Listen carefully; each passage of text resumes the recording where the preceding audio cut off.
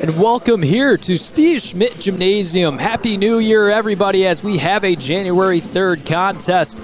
The second to last game of out-of-conference play as the Kellogg Bruins, who come in at 10-2, beating Mott on November 8, 64-62 at home in Battle Creek. Travel all the way down here to Flint, Michigan to take on the Mott Community College Bears that are without 4 players today. They're going to be limited at depth, and it's going to be called upon for them to play a lot of valuable minutes, and Coach Steve Schmidt definitely has a challenge on his hands today. As I welcome in my partner, Chad Toms. Chad, Happy New Year, and also, what are your early thoughts and analysis as tip-off is about a minute 30 away on the scoreboard? Well, thank you, Noah. Happy New Year to you as well, and all of our fans out in Mott Bears country, Mott Bears Nation. Has some space, knees on the contest, Anneton able to haul it in. Up to Buford. Buford has Huddleston. Instead, throws a lob for Neves! Shot clock down. Green Torbert loses control. What a poke from Robinson. They're going to look for him. In the corner, pulls it, and ties it all up. Wade Robinson. Oh, my goodness. Lakers have on offense. Yeah, they can kill 28, 29 seconds and get a basket every time. Blackman missed three-pointer right there. Great rebound from the 5'10 guard, Perriman. Now works down pass to Robinson. Oh, scoops it under and one. I've definitely had these teams face some challenges. Huddleston from the mid-range area, no good. Rebound off the bounce to Karan Williams. Now up to Irving. Back to Williams from way downtown. Oh my goodness, Karan. Anybody else? They want to win. 18-2 run for the Hawks. Another missed layup right there by Barry. Branson taking it down. Chester from downtown. Hey now! 10 points on the season. Butler with 9 points on the night. Bagley. Oh, nice pass to Jackson. Jackson to Anneton. Anneton's going to slam it through. Ball goes back to Phillips at the logo. A lot of talent on this Cougars team as well as the Bears. Excited to see the calendar flip. We said, what did we say? Oh, ankle breaking move from Phillips, and he knocks down the tray ball. Wow. To blitz Wooten. Neves. Gonna take Cage in the ISO. Go to the cup, but have it stripped free by Wright. Right now, the 6'6 forward getting loose. Passes it over. Spicer. Chicken.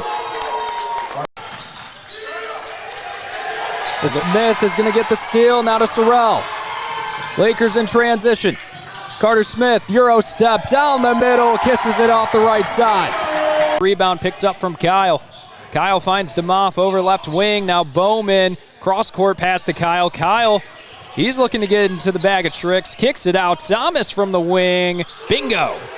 Gymnasium, and a couple of early things I want to point out, Chad. Henry Ford, 5 offensive rebounds, currently winning the rebounding battle, 13-11, as well as only 1 turnover for the Hawks compared to the LCC 5 turnovers. Yeah, both teams shooting right, pretty good percentage. Hawks are at 45%, Stars are 55%. They've made 3 of their 6 3-pointers, but 2 more baskets made for the Hawks. That's the difference in this game. 3 points, first free throws of the game coming up. Chuck Riley at the line shooting 2. The Macomb, Michigan native transfer from Wayne County CC can't convert on the 3-point play. 3-point lead for the Hawks. LCC still within 1 possession. As Barry looking to get inside once again. Gets Saunders jumping. No good, but how about Messiah Niang Casey on the putback? Yeah, nice follow there. Good move. Another good move to the basket there by Barry. Let's get some good quality shots in the paint off. Another depth piece off the bench as a good take from Branson. Another 2-hander from JL. Yeah, he just went right down the lane there. Nobody picked him up. Has 2 initials, or goes by 2 initials. Can also do it with 2 hands at the rim. Yeah, that was a no-doubter there. 30-27. LCC just not able to take over just yet. Niang Casey at the cup, a little bit too much on it. Able to get the offensive rebound in a tough spot. Tries to go back up for a second shot. Barry trying to come down with it. Hodges gets it on the outside to Barry in the corner. 3-pointer. Yes, sir. Man, Rip Barry must have had his Wheaties this morning. He's been playing well. Man possessed. DeAndre Berry coming off the bench and giving 9 points for the Stars, 4 of 5 shooting from the field. Branson kicks it out. Robinson, he's able to respond with the tray ball of his own. Another huge answer there. Still a 3-point margin. DeAndre Berry off the right side of the rim. Saunders able to sky up for that one. Chester throwing it cross-court pass all the way to Robinson. Oh, has it poked by Berry. What a last-ditch effort. Yeah, it looked like Robinson's going to get an easy layup there. Torbert looking to work on Robinson. Pull up mid-range J, left short. Great defense there by Robinson. Is Robinson down on the other side? Oh, he's going to lose control out of bounds. And how about back-to-back transition stops for the Stars? Yeah, Robinson family sitting in front of us. They all jumped out of their seat on that one. As it will be returning into the game, Isaiah Foster and Xander Woodruff. As Aaron Allen checks in for the first time for the Hawks. Defensive-minded guy, 6'2 guard, freshman from Detroit, Michigan. Won the Bank Hoops Defensive Player of the Year in high school. One of the media outlets in the state of Michigan covering the high school ranks. Yeah, we've been impressed with his play all tournament. Just solid. Branson on Woodruff.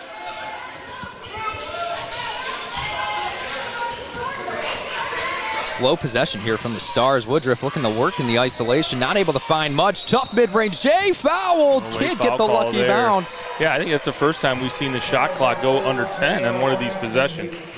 Especially from LCC. I mean, we talk about they're the #1 scoring team in the state. Try to play really fast. Second in field goal percentage. Third in free throw percentage as well. 73% from the line as a team. Xander Woodruff averaging 84% on the season as well. 4th overall in conference. First of 2 is good from Woodruff. Man, it's his first points in about 14 minutes or so. I think he put up all 5 within that first minute of play. It's now 6 points for Woodruff, 2 of 7 shooting from the field. He's someone that's going to find his spots and shots, though. He doesn't really have an off button. No, definitely not. None of these guys do. Both teams just excellent job of recruiting talent. Chester, oh, good defense from Foster in the lane, and it'll be Stars possession. All right, opportunity here for the Stars to take the lead. They trail by 1. Looked like it was going to be Hawks kind of early, flexing their muscles, but man, give credit to the Stars. They've really hung in there. And big credit. We talked about DeAndre Berry. He's got 9 points. I think he's been a huge difference in this game so far for the Stars. 100%. As the biggest lead for Henry Ford in this game was 7, 13-20 and 15-22 at one point. Woodruff, gets fouled again, driving through the lane. Another, it's going to be a inbound, no shooting call there. But that is number 3. And it's on Shamarion Hardy, so that will be his second. Yeah, we'll see if he checks out. Anybody pops up off the bench. Nobody yet.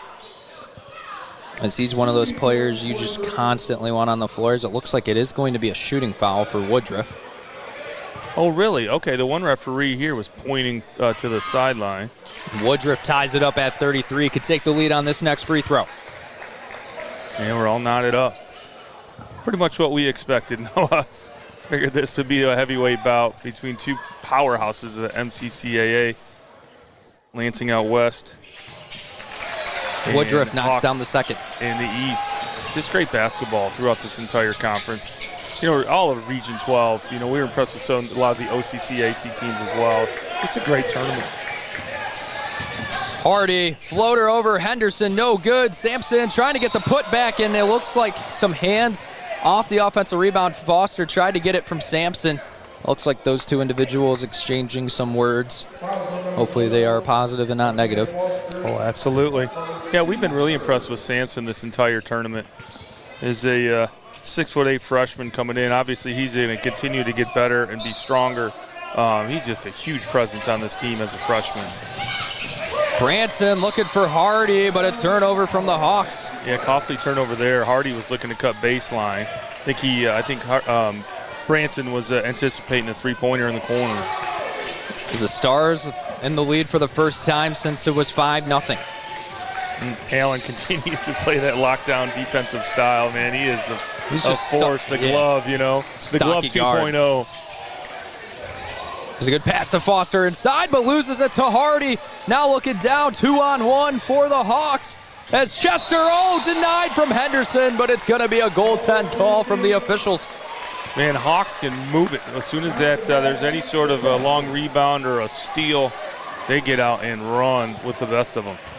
As for the national tournament, there are at-large bids that do get in, but both of these teams want to just secure it 100% going to the national tournament.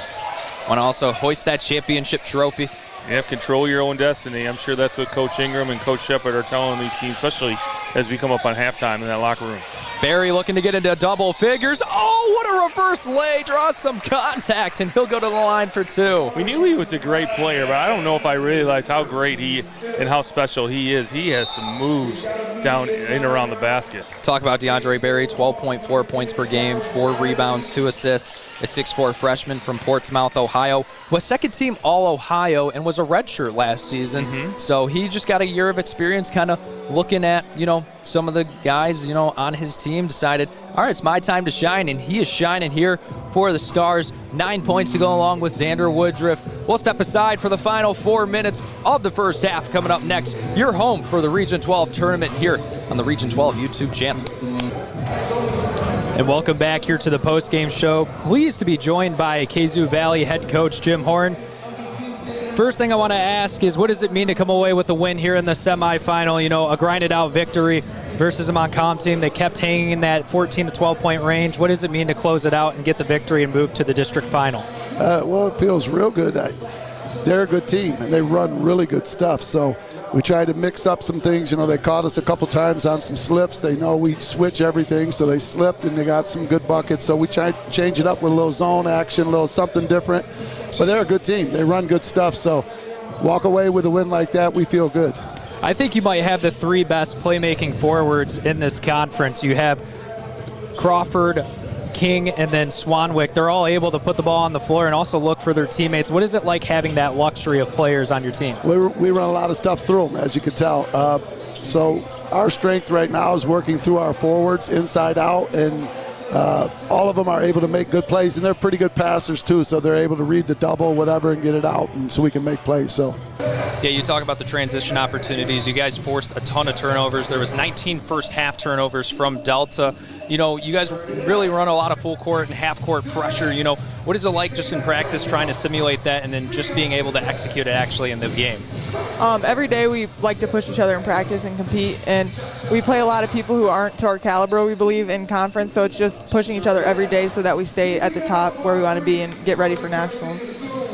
Do you have anything to add? I just like to say that in practice, we just really work on transition a lot because, we have a lot of fast runners in our team and a lot of people that want to give the ball up for assists. So we just like to convert it into the game. Right. You guys have about 48 hours, maybe a little bit shorter, until you guys play in the district final game. What are you guys going to do to prepare for that contest? We're going to practice tomorrow, 11 to 1, I believe, and then we'll watch film on this game that's happening. We're going to stay actually and take notes and see who wins this game. But, just rest and prepare minds, bodies. Yep. You do a D-scout on them.